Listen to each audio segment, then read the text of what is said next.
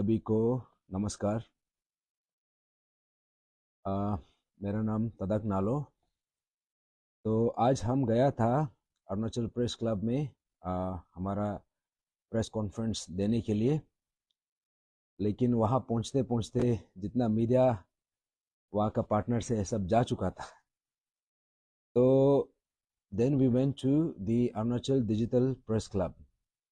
तो अभी हम लोग को पता चल रहा है कि अरुणाचल में 2 प्रेस का इंस्टीट्यूशन है।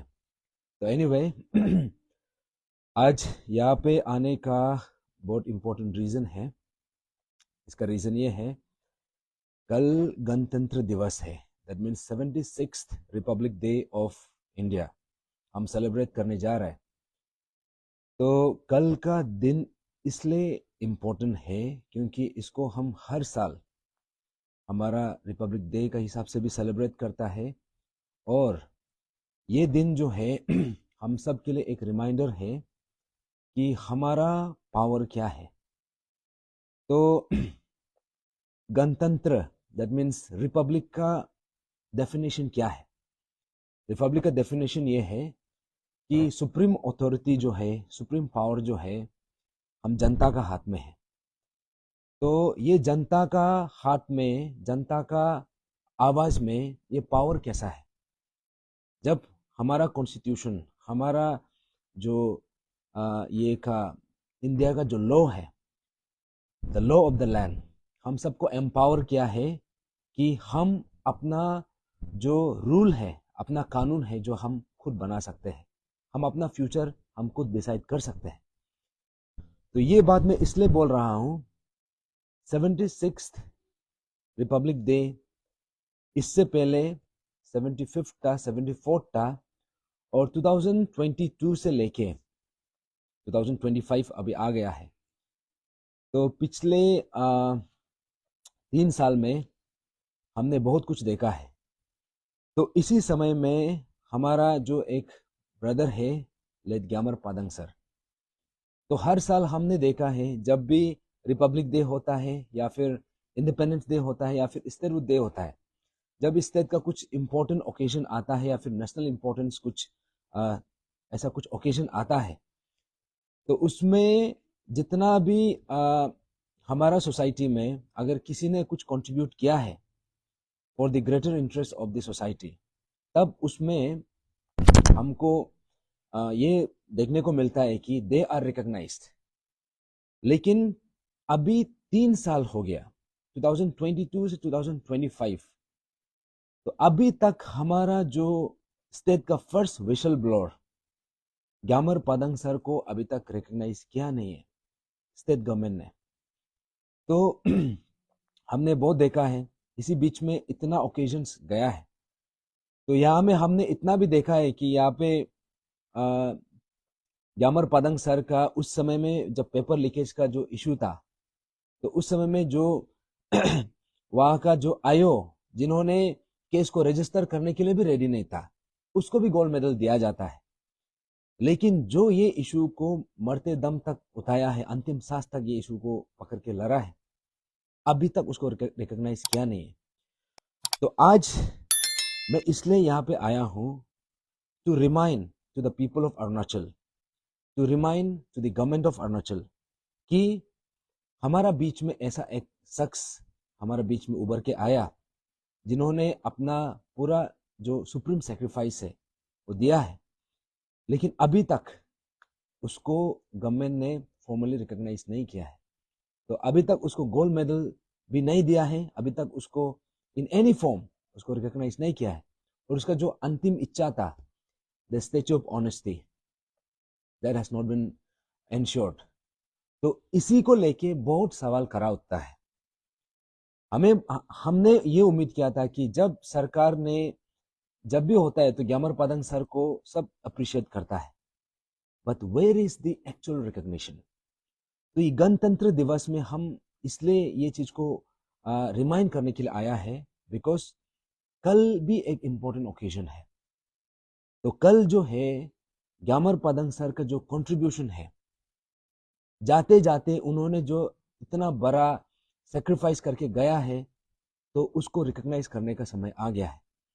तो हम उम्मीद करता है कि कल का दिन में ये चीज होगा, और अभी इतना समय में नहीं हो पाया है तो बहुत लोगों के ऊपर में सवाल खड़ा उठता है। खास करके जो हमारे यहाँ का कम्युनिटी बेस्ड ऑर्गेनाइजेशन है और हमारा डिफरेंट स्टूडेंट फ्रेटर्निटीज है, हम सब ने कलेक्टिवली वो आवाज उठाया नहीं है। तो वो बात को मैं आज पब्लिक को रिमाइंड करने के लिए आया हूँ कि ग्यामर पादंग सर का जो कंट्रीब्यूशन है उसको एक्नॉलेज करने का जो एक लॉन्ग ड्यू था वो हुआ नहीं है। तो जो एक ये था पहला बात जो मैं रखना चाह रहा था। अभी दूसरा बात है कल परसों हमने देखा था कि एपीपीएससी पेपर लीकेज में इतना लोग इन्वॉल्व था, और उसमें से हमको पता चलता है कि 6 ऑफिशियल्स जो एजुकेशन डिपार्टमेंट से उसको रीइंस्टेट किया गया। तो ये रीइंस्टेटमेंट का जो जब हमको खबर आया, और ये चीज हमको खबर आया ऑन 15 दिसंबर 2025, तो ये चीज को हमने पूछताछ करने के लिए एजुकेशन डिपार्टमेंट में गया। तो वहां जाके पता चला कि यहाँ में जितना नाम मेंशन था उससे कहीं ज्यादा लोग इसमें ऑलरेडी रीइंस्टेट हो चुका है। तो ये रीइंस्टेट होने का रीजन क्या था? रीजन ये था कि डिपार्टमेंट का तरफ से प्रोसीजरल लैप्सेस हुआ है व्हेन इट कम्स टू जब डिपार्टमेंटल इंक्वायरी था। और दूसरा कारण ये था कि जो स्टेट का एजुकेशन कमिश्नर और सेक्रेटरी, उन्होंने जो सस्पेंशन ऑर्डर को रिव्यू किया ही नहीं है। 90 डेज का अंदर में रिव्यू करना होता है, लेकिन उसको रिव्यू किया ही नहीं है, जिसका कारण से वो लोग जो है कोर्ट में जाके उसको रीइंस्टेट करा दिया। तो इसी बीच में हमने हमारा एजुकेशन मिनिस्टर से भी सुना कि इन लोगों का रीइंस्टेटमेंट जो है कोर्ट ऑर्डर से हुआ है। तो कोर्ट ऑर्डर का डायरेक्शन इसलिए आया है बिकॉज यहाँ पे ऑलरेडी प्रोसीजरल लैप्सेस ऑलरेडी हो चुका था। तो तो इसलिए इसी बात को हम जब पूछताछ करने गया तो हमको बहुत कुछ पता चला कि यहाँ पे जितना भी ऑलमोस्ट एक्यूज पकड़ा गया है, खास करके एजुकेशन डिपार्टमेंट में, ऑलमोस्ट सब का सब रीइंस्टेट हो गया। उसके साथ साथ वहां पे ये भी हुआ कि कोई लोग जो है रिटायर भी हो गया, रीइंस्टेट होके रिटायर भी हो गया। तो जब हमको पता चला कि ऐसा एजुकेशन डिपार्टमेंट में हो रहा है, अभी सवाल ये करा उठता है कि बाकी डिपार्टमेंट का क्या हाल है, क्या सिचुएशन है। क्योंकि यहाँ पे जितना एक्यूज पकड़ा गया है सिर्फ एक पर्टिकुलर डिपार्टमेंट से नहीं पकड़ा गया है। यहाँ पे एटलीस्ट 7 to 8 डिपार्टमेंट्स, अलग अलग डिपार्टमेंट से वहाँ पे एक्यूज लोग को पकड़ा गया है। तो उसी चीज को लेके हम यहाँ पे कंसर्न अथॉरिटी के पास गया, वहाँ का जो कंसर्न एचओडी है उसके पास गया। तो वहाँ पे हमने पूछताछ किया जो कंसर्न, जैसे कि फॉर एग्जांपल एजुकेशन का कमिश्नर को भी हमने मिलने का कोशिश किया, लेकिन वो अवेलेबल नहीं था।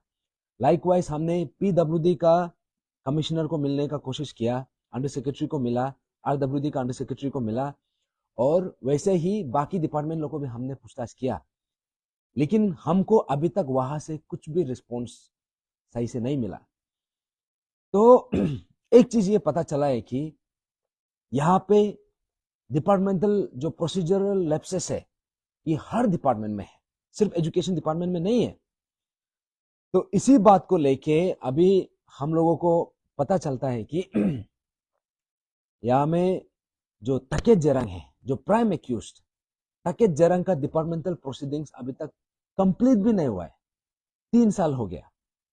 उसके बाद ये भी पता चला है कि तकेत जरंग का जो ट्रायल प्रोसेस है वो भी शुरू नहीं हुआ है। अभी आप सोच के देखो, इसका जो प्राइम एक्यूज था उसका शुरू ही नहीं हुआ है, तो बाकी लोग का क्या होगा? तो जब हम ये डिपार्टमेंट को पूछताछ किया तो ये लोग बोलता है कि जब तक ये सीबीआई का प्रोसीडिंग्स कंप्लीट नहीं होगा हम लोग इसको कुछ नहीं कर सकता है। तो ये बात को लेके हमने अभी हर डिपार्टमेंट को अभी पूछताछ किया है। तो यहाँ में ऐसा है, रिसेंटली हमने देखा कि यहाँ पे जितना भी सस्पेंशन हुआ है, तो हमारा स्टेट का कुछ कुछ ऑर्गेनाइजेशन जैसे अपसू एंड सम मोर कोई कोई ऑर्गेनाइजेशन था जिन्होंने इस चीज को लेकर आवाज उठाया। तो 2 दिन के बाद पता चलता है कि उन लोगों को आई मीन सस्पेंशन जो रीइंस्टेट हुआ था उसको दोबारा से सस्पेंशन किया जाता है। अभी असली सवाल ये उठता है कि क्या ये दोबारा सस्पेंशन जो किया है ये सॉल्यूशन है क्या? क्योंकि यहाँ पे जिस हिसाब से हैंडल किया जा रहा है अभी भी प्रोसीजरल लैप्सेस है, फिर दोबारा रेइंस्टेट होगा, फिर दोबारा सस्पेंशन करेगा, फिर दोबारा रेइंस्टेट होगा। क्या यही चलते रहेगा क्या? तो हमने यहाँ पे ये चीज को भी पूछताछ किया है कि इन लोगों को अरेस्ट किया वाला 3 साल हो गया ऑलमोस्ट तकरीबन। तो डिपार्टमेंटल प्रोसीडिंग्स तो एक्चुअली 90 डेज का अंदर कंप्लीट हो जाना चाहिए, तो 3 साल ले लिया। तो इसी बीच में अभी तक इन लोगों को टर्मिनेट क्यों नहीं कर पाया? तो यहाँ पे जैसे इन लोगों को जो जो रिइंस्टेट हुआ था उसको दोबारा से सस्पेंशन किया है, तो अभी सवाल ये उठता है कि क्या सस्पेंशन काफी है? क्योंकि अगर सिर्फ सस्पेंशन का सिर्फ पोजीशन में रहा तो ये दोबारा से रिइंस्टेट हो जाएगा, क्योंकि ये अभी भी डिपार्टमेंटल लैप्सेस है, प्रोसीजरल लैप्सेस है। तो हमारा सबसे अहम सवाल यहाँ पे खड़ा उठता है, वो ये है कि अभी तक इन लोगों का टर्मिनेशन क्यों नहीं हो पा रहा है? क्या कारण है? क्या ये सस्पेंशन पे सस्पेंशन में रख के जब जब जनता प्रेशराइज करता है तो उसको सस्पेंशन में रख देता है, जब सब चुपचाप बैठ जाता है तो उसको दोबारा रेइंस्टेट कर देता है? क्या ये निंजा टेक्निक लगा रहा है क्या? इसमें स्टेट गवर्नमेंट जो है यहाँ पे इसको ये सब को टर्मिनेट करने में क्या प्रॉब्लम हो रहा है, क्यों नहीं कर पा रहा है? वो पॉलिटिकल विल जो क्यों नहीं आ पा रहा है? क्योंकि यहाँ पे हम लोगों को बार बार ये बोला जाता है, ये नारा सुनाया जाता है कि जीरो टॉलरेंस अगेंस्ट करप्शन। तो ये स्कीम में जो इन्वॉल्व हुआ है, जो ऑलरेडी सस्पेंडेड था, उसको दोबारा रीइंस्टेट करता है। क्या ये जीरो टॉलरेंस अगेंस्ट करप्शन का तरीका है क्या?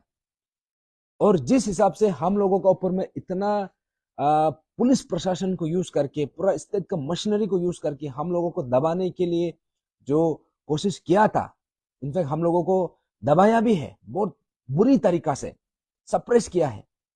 तो अभी ये पता चलता है कि वो जो है वो स्टेट का मशीनरी, सेम मशीनरी को आप यूज करके इन लोगों को क्यों क्यों टर्मिनेट नहीं कर पा रहा है, क्यों डिसमिस नहीं कर पा रहा है? तो ये बहुत बड़ा सवाल उठता है। तो इसलिए जनता का बीच में हमें इसलिए दोबारा आया हूं क्योंकि कल परसों जो सस्पेंशन को आई मीन जो रिइंस्टेट होने वाला को दोबारा सस्पेंशन करना, मेरा हिसाब से ये एक आई वॉश है। अभी जितना भी जो पब्लिक का आउटक्राई, एक रिएक्शन आ रहा था, उसको ठंडा करने के लिए, उसको शांत करने के लिए दोबारा से एक ये लोग जो है एक ये दोबारा एक टेक्निक लगाया है कि इन लोगों को कैसे करके शांत किया जाए, ताकि सब चुपचाप बैठ जाएगा तो दोबारा से जो सस्पेंशन है वो फिर से रीइंस्टेट हो जाएगा।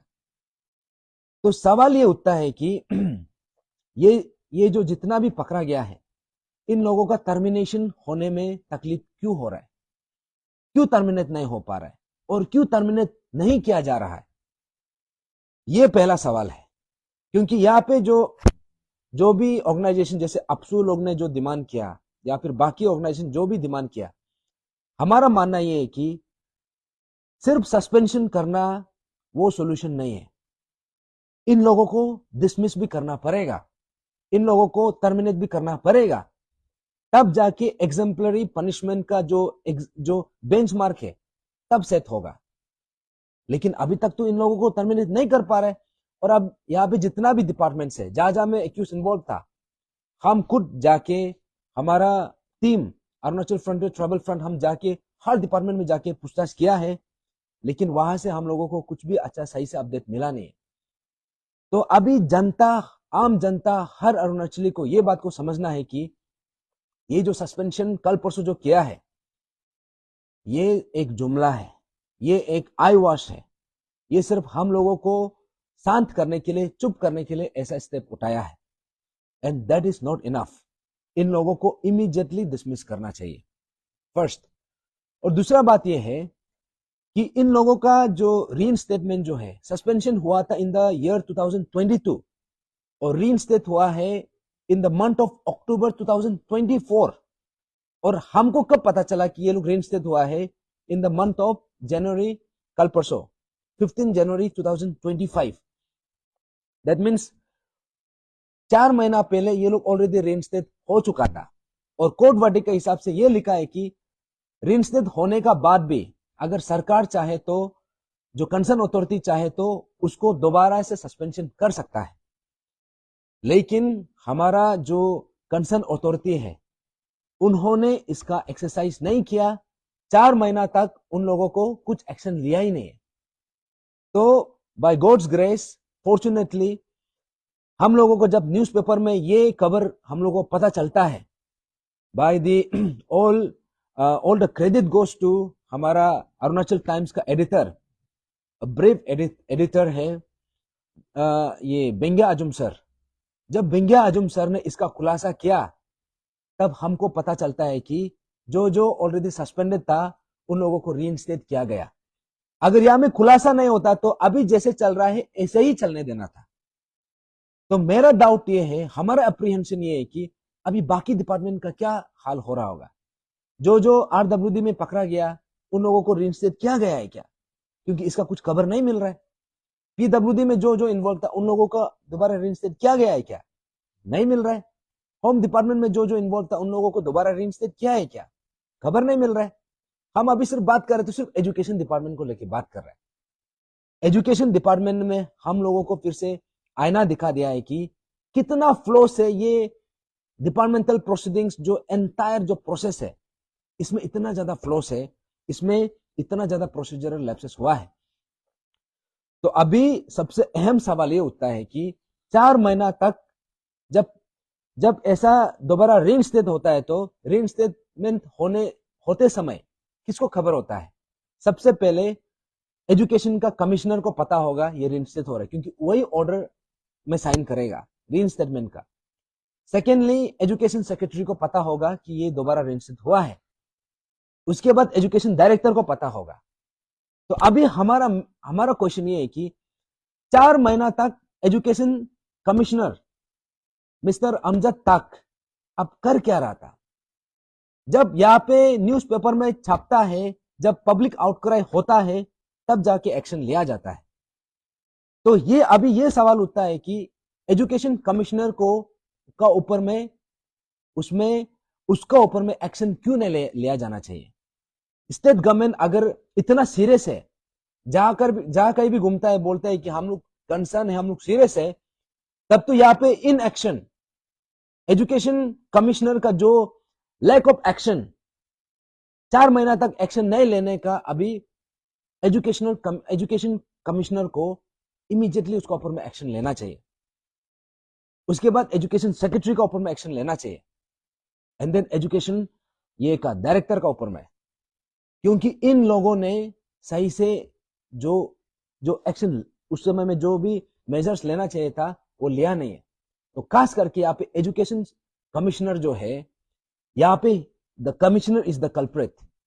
तो अभी सवाल ये उठता है कि कमिश्नर ने एक्शन लिया क्यों नहीं है? क्या उसका इसमें कोई पर्सनल इंटरेस्ट है क्या? या फिर इसमें क्या उन्होंने ये यहाँ पे जो भी एक्यूज था उसको बचाने का कोशिश किया है क्या?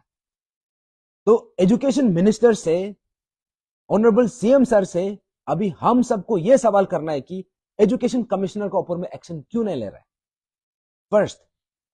उसके बाद दूसरा सवाल ये होता है कि ये जो है यहाँ पे कोई है जो रिटायर हो चुका है रीइंस्टेट होने के बाद। अभी एजुकेशन डिपार्टमेंट जो ये बोलता है कि जो रीइंस्टेट हो चुका है उसका ऊपर में उसको दोबारा सस्पेंशन करना इलॉजिकल है। तो उससे वो लोग ये बताने के लिए कोशिश कर रहे हैं कि ये जो है एजुकेशन मीन्स जो भी गवर्नमेंट ऑफिशियल्स है, यहाँ पे क्राइम करके भी आप ये रिटायरमेंट लेने के बाद उससे आप बच सकता है, या फिर आप कुछ क्राइम करके आप वीआरएस ले लो, वॉलंटरी रिटायरमेंट फ्रॉम सर्विस, उसके बाद यू एस्केप द पनिशमेंट। आप ये बोलने के लिए कर रहे हैं क्या? क्योंकि रिटायरमेंट का मतलब ये है कि आप उसको ये जो है ऑनरेबल एग्जिट देना। तो जिस हिसाब से ये जो स्कीम को अंजाम दिया है, रिटायरमेंट इन लोगों को देना नहीं चाहिए, इन लोगों को डिसमिस करना चाहिए। तो यहाँ पे जो एक स्टेटमेंट निकला है कि फॉर एग्जाम्पल तंजंग गादो वो रिटायर हो चुका है, उसका ऊपर में एक्शन नहीं ले सकता है, या फिर और एक था जो इकेन बागरा के ऊपर में एक्शन नहीं ले सकता। हम जस्ट एग्जाम्पल बता रहे हैं। This is setting a very wrong precedence, ये है।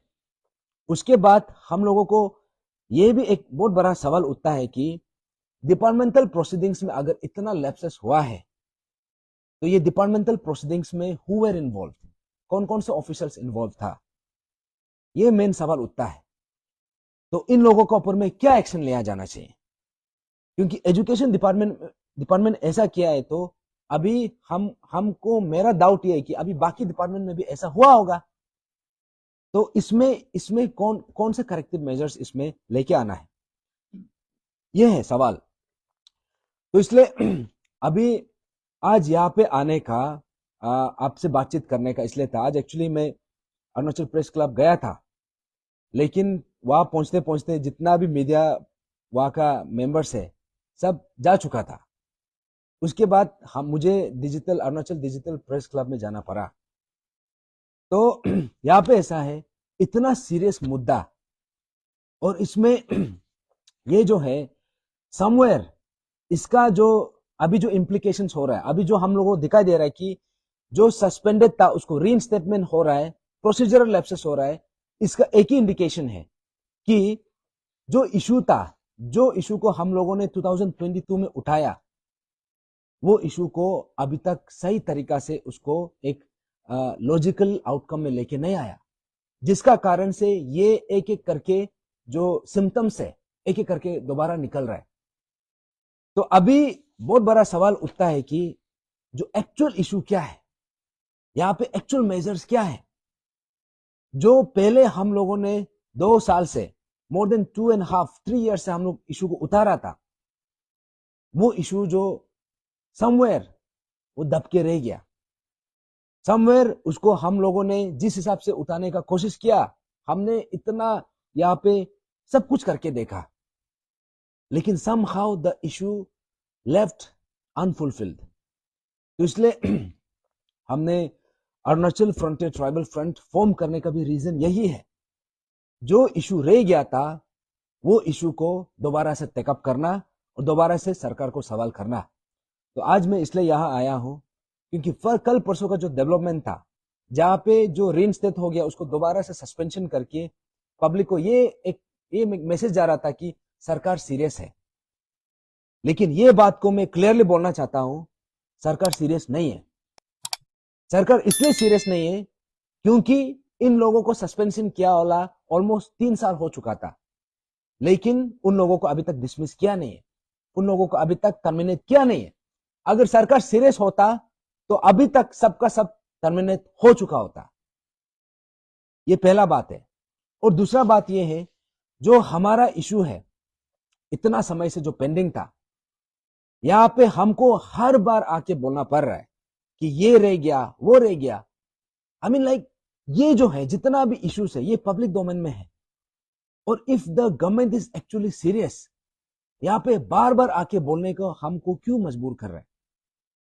तो इसलिए आज यहाँ पे पब्लिक से, आम जनता से आज यहाँ में आने का जो एक जरूरत इसलिए पड़ा क्योंकि कल गणतंत्र दिवस है, और गणतंत्र जो रिपब्लिक का मीनिंग, जैसे मैंने शुरू में कहा कि यहाँ पे ये रिपब्लिक का मतलब ये है कि the supreme authority lies with the public, lies with the people. That means असली ताकत हमारा हाथ में है। जो सरकार में है, वो सरकार जो बना है, जो सत्ता में है, जो पोजीशन में है, वो हमारा जनता का थ्रू से बना है और जनता का इंटरेस्ट के लिए बना है। तो ये मैं सवाल इसलिए मैं रिमाइंड करने के लिए आया हूं क्योंकि हमारा याददाश्त बहुत कमजोर है, खास करके अरुणाचल प्रदेश का जनता का याददाश्त। लेकिन मैं उम्मीद करता हूं ये जो इशू है ये हमारा याददाश्त से कभी कभी ये नहीं हटेगा, क्योंकि ये इशू इतना सीरियस इशू है। ये हमारा हर घर से, हर एक अरुणाचली से जुड़ा हुआ है, और जब तक ये रिजॉल्व नहीं होता है, आने वाला पीढ़ी जो प्रेजेंट जनरेशन है और आने वाला फ्यूचर जनरेशन को इसका कॉन्सिक्वेंसेस हमको झेलना पड़ेगा। तो आज मैं इसलिए भी आया हूं क्योंकि हर रिपब्लिक डे में कल भी हमको देखने को मिलेगा कि यहाँ पे बहुत लोगों को रिकॉग्नाइज कर रहा है, बहुत लोगों का कंट्रीब्यूशन को यहाँ पे एक्नॉलेज कर रहा है। अच्छा बात है, हम लोग भी अप्रिशिएट करना है। लेकिन ग्यामर पादंग सर का जो कंट्रीब्यूशन था, सबसे बड़ा कंट्रीब्यूशन अभी तक का उसका रहा है, क्योंकि उन्होंने ये इशू को अंतिम सांस तक उसको उठाया है। जाते जाते ये इशू को हमारा बीच में हम लोगों को एक इंस्पिरेशन बन के हम लोगों को एक दिशा दिखा के वो गया है। उन्होंने ये इशू को कॉम्प्रोमाइज नहीं किया। और उसका जो लास्ट मैसेज था कि स्टैच्यू ऑफ ऑनेस्टी का, वो मैसेज मुझे लिखा था। अभी मैं ये मैसेज को मैं अरुणाचल को पास ऑन करने के लिए, रिमाइंड करने के लिए आया हूं कि क्या ग्यामर पादंग को उसको रिकॉग्नाइज करने का जो राइट है, या फिर उसका जो उसका जो बनता है, अभी हम सबको पूछना है, क्या ग्यामर पादंग डिजर्व नहीं करता है क्या? क्या उसका कंट्रीब्यूशन हम सबका हित में नहीं है क्या? तो ऐसा है तो अभी तक सरकार उसको क्यों रिकॉग्नाइज नहीं कर रहा है?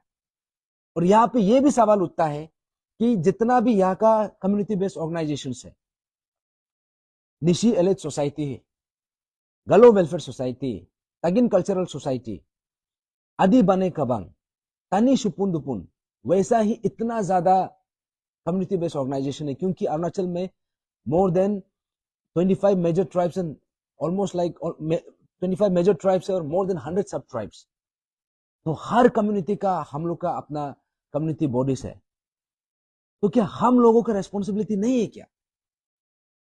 और उसके बाद यहाँ पे जितना भी स्टूडेंट यूनियंस है, और खास करके ऑल निशी स्टूडेंट्स यूनियन, क्योंकि ग्यामर पादंग सर जो है निशी कम्युनिटी से है। हम देख रहा था पिछले 3 साल से ये बात को कोई उठा ही नहीं रहा है, कोई पूछ भी नहीं रहा है, और सिर्फ निशी तक लिमिट नहीं रहता है, क्योंकि पादंग सर का कंट्रीब्यूशन पूरा एंटायर अरुणाचल के लिए है। तो इसमें बाकी स्टूडेंट यूनियन को क्या हो गया? जैसे गलो स्टूडेंट यूनियन है, तगिन स्टूडेंट यूनियन है, या फिर आदि स्टूडेंट यूनियन है, लाइकवाइज जितना भी अपना respective community based student unions है, हम सब क्यों आवाज नहीं उठा पा रहा है? हम सब क्यों मांग नहीं कर पा रहे? और जो स्टैच्यू ऑफ ऑनेस्टी, यहाँ पे करोड़ों खर्चा किया जाता है ऐसा बकवास चीज में। कुछ फेस्टिवल हो गया, उसमें करोड़ों खर्चा किया जाता है बिना मतलब का। हम ये फेस्टिवल को डिस्करेज नहीं कर रहा है, उसको हम कंडेम नहीं कर रहा है, लेकिन जहां पे एक्चुअली में स्टेट का जो हमारा स्टेट का हीरो ग्यामर पादंग सर को रिकॉग्नाइज करने का जो हम लोगों हर अरुणाचल का जो मांग है, उसको क्यों हम रिकॉग्नाइज नहीं कर पा रहे हैं? उसको क्यों रिकॉग्नाइज नहीं किया जा रहा है? तो इसलिए आज यहाँ पे आने का ये रीजन है कि कल परसों का जो अपडेट था, we are very disturb with, चलो सस्पेंशन तक ठीक है, लेकिन हमारा मानना यह है कि suspension is not the end of the issue. इसका इन सब का टर्मिनेट होना है। और दूसरा बात यह है, जो हमारा स्टेट का हीरो ग्यामर पादंग सर, कल गणतंत्र दिवस है, हम उम्मीद करता है कल इसको रिकॉग्नाइज किया जाएगा। कल हमारा जो ये है कि हमारे स्टेट का जो हीरो है, हमारा स्टेट का जो first whistle blower, brave heart Gyamar Padang sir को हम उम्मीद करता है कल रिकॉग्नाइज करेगा।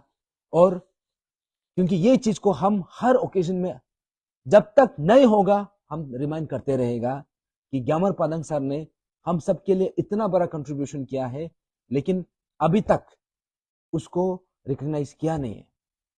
तो आज इतना बोलना था, ज्यादा लंबा चौड़ा बात करने के लिए नहीं आया है।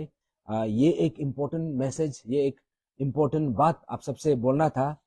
तो आने वाला समय में हम ये इश्यू को Arunachal Pradesh public service commission में जो अनरिजॉल्व जो पॉइंट्स रह गया था, अनरिजॉल्व जो इश्यूज रह गया था, इसको दोबारा से हम मिलके एस होल सब एंटायर अरुणाचल हम इसको दोबारा से खड़ा करेगा, दोबारा से रेस करेगा, और इसका जो राइटफुल कंक्लूजन है हम वहां तक लेके जाएगा।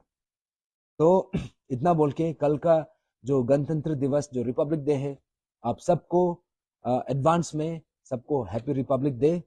और ये उम्मीद करता है ये जो ओकेजन है, इट्स रिमाइंडर कि जो जनता है, जनता असली ताकत हमारा आम जनता का हाथ में है। ये जो गणतंत्र है ये हम सबको एक रिमाइंडर दे रहा है। और दूसरा बात ये है कि जो स्टेट के लिए, हम सब के लिए जो सही मायने में जो असली मुद्दा उठाया था, जिसके लिए उन्होंने जान तक कुर्बान कर दिया, अभी हम सबका फर्ज बनता है कि उसको राइटफुली एक्नॉलेज करे, उसको रिकॉग्नाइज करे। तो इसके पहुंचना चाहता हूं, अरुणाचल का हर कॉर्नर में पहुंचना चाहता हूं। और ये एक रिमाइंडर बनके, रिमाइंडर आप सबको बताना चाहता हूं कि ग्यामर पादंग को, हमारा जो ब्रेव हार्ट है late Gyamar Padang sir, he needs to be acknowledged और उसको रिकॉग्नाइज करना है और स्टैच्यू ऑफ ऑनेस्टी ये बनना है। Thank you so much.